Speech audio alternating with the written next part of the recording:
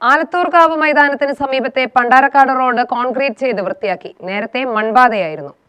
കെ.ഡി. Prasenan MLA. ഉദ്ഘാടനം ചെയ്തു. ഒരു കാലത്തും ആരും കെട്ടിയടക്കില്ല എന്നുറപ്പുള്ള സഞ്ചാരയോഗ്യമായ ഒരു റോഡ് നാളിതുവരെ ഇല്ലായിരുന്നു എന്നതാണ് വസ്തുത. പലതരത്തിലുള്ള ആശങ്കകളും പലപ്പോഴും പലരും ഇവിടേക്കുള്ള സഞ്ചാരത്തെ മുടക്കുന്ന രൂപത്തിൽ അഭിപ്രായ പ്രകടനം നടത്തുകയും പല നീക്കങ്ങൾ നടത്തുകയും ഒക്കെ ചെയ്തിരുന്നു. അത് ഈ നാട്ടിലെ ജനാധിപത്യ വിശ്വാസികൾ പുരോഗമന പ്രസ്ഥാനത്തിൻ്റെ എല്ലാം സഹായത്തോടു കൂടിയാണ് ഈ പ്രദേശത്തേക്കുള്ള ജനങ്ങളുടെ സഞ്ചാരപാതയും ഒരു തരത്തിലുള്ള നിർമ്മാണ പ്രവർത്തനവും നടത്താൻ സമ്മതിക്കാതെ തടഞ്ഞുകൊണ്ടിരിക്കും. എന്നാൽ നമുക്ക് ഔദ്യോഗികമായി ഓരോ റോഡ് ഉണ്ടാവേണ്ടത് അനിവാര്യമാണ്. എത്ര കാലം കഴിഞ്ഞാലും ഇതുപോലുള്ള ഗ്രാമങ്ങളിലേക്ക്, പ്രദേശങ്ങളിലേക്ക് അവർക്ക് ഏറ്റവും കൂടുതൽ ആവശ്യമുള്ള ഭാഗത്തേക്ക് സഞ്ചരിക്കാനുള്ള റോഡുണ്ടാവണം.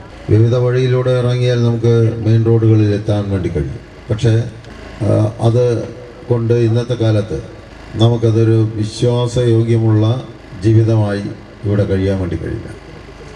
എത്രയും പെട്ടെന്ന് നമുക്ക് എത്തിച്ചേരേണ്ട സ്ഥലങ്ങളിലേക്ക് എത്തിച്ചേരാൻ, മെയിൻ റോഡിലേക്ക് എത്തിച്ചേരാൻ പറ്റാവുന്ന ഒരു റോഡാണ് നമ്മുടെ ആവശ്യം.